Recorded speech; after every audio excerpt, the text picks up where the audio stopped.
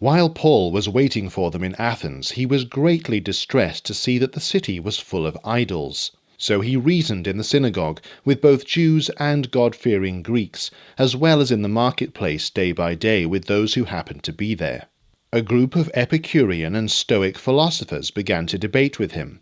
Some of them asked, "What is this babbler trying to say?" Others remarked, "He seems to be advocating foreign gods." They said this because Paul was preaching the good news about Jesus and the resurrection. Then they took him and brought him to a meeting of the Areopagus, where they said to him, "May we know what this new teaching is that you are presenting? You are bringing some strange ideas to our ears, and we would like to know what they mean."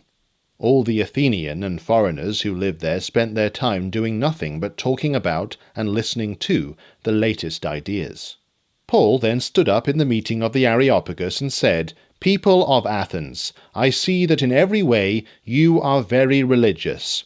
For as I walked around and looked carefully at your objects of worship, I even found an altar with this inscription, 'To an unknown God.' So, you are ignorant of the very thing you worship. And this is what I am going to proclaim to you.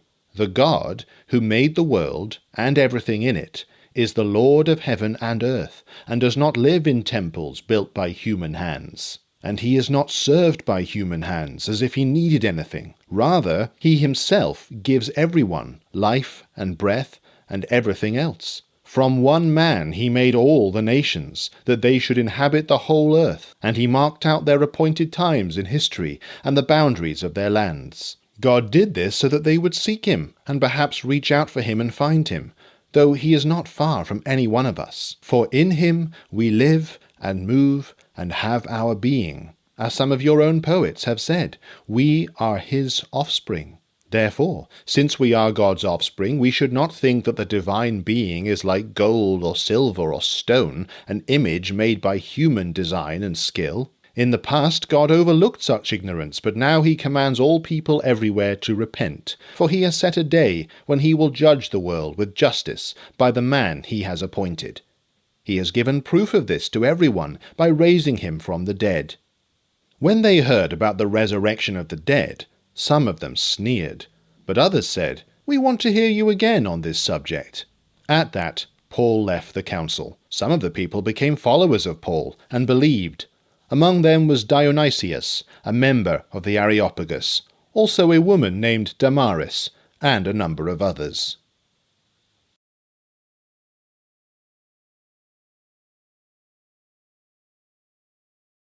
Hello.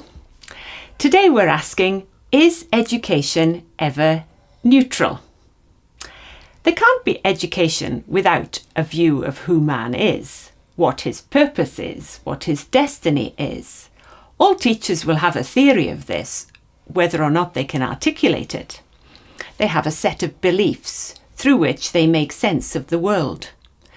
In some countries, there is concern that parents will withdraw their children from school because they don't want them to have a religious education.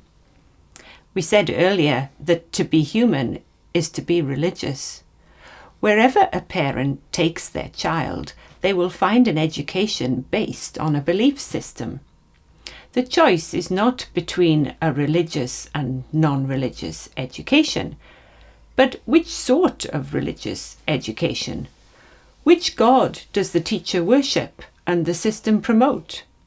The God of secular humanism, perhaps? The idol of autonomous knowing? The notion that God is not relevant in education is not neutral.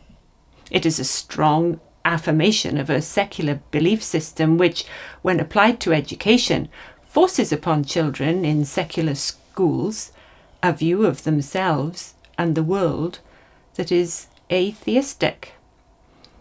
All schools are philosophically committed.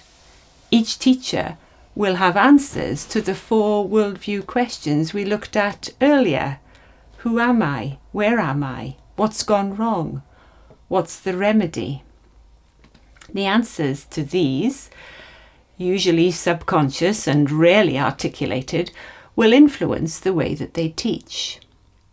Education is not neutral, and It's not indoctrination. It should be fair, balanced, sympathetic to many viewpoints, generous to the perspective of others, but it cannot be neutral. Christian teachers who love God with their minds will study the worldviews of others and represent them fairly in the classroom. This does add a layer of work and research. It's part of being an ambassador of the King. The Christian teacher will be objective. We teach our pupils to critique. We will not represent a viewpoint with which we disagree in an ungenerous light. And we earn the right to include our own biblical perspective. A Christian teacher is often noticed for this even-handed approach and the desire to help their pupils to thoughtfully critique the views of others. Christian teachers are principled pluralists, allowing, even encouraging, various perspectives to compete in the marketplace of ideas for the mantle of truth. Such a posture requires the conviction that ultimately truth is found in the biblical view of reality. That conviction, confidence, is important. We referred to this in an earlier session. This posture also requires intellectual humility. Remember our visual valley again and the effects of the fall? We are not as clever as we might be. Our ability to reason, observe, has been spoilt by the fall. Human observation is unreliable. Human reason can't be trusted. We ask God to give us bold humility in our classrooms. As we close, do go back to the questions raised at the beginning. What lessons can you draw from the reading in Acts 17? What in Paul's approach could you emulate? Thank you for listening.